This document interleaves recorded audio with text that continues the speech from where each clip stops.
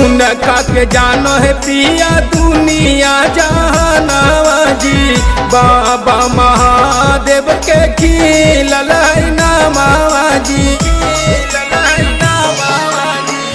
उनका के जानो है पिया दुनिया जहानावा जी। बाबा महादेव के खिलल है नामावा जी। केतिया के गाजरवा होती कुलिया ले ले आई हा।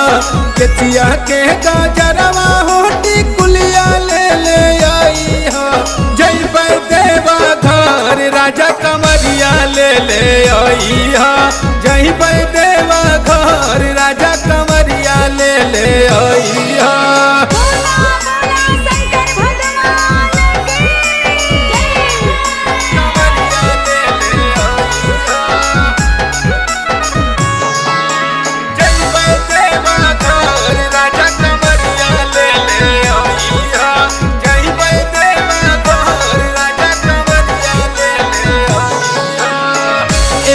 ब्रजेश पिया मानो हमर बात जी। राइटर सतीश के ले ले चला साथ जी। ले चला साथ जी। एहो ब्रजेश पिया मानो हमर बात जी।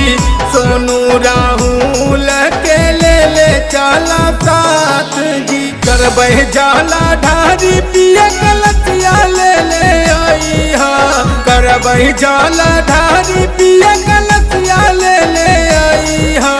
जय देवा घर राजा कमरिया ले ले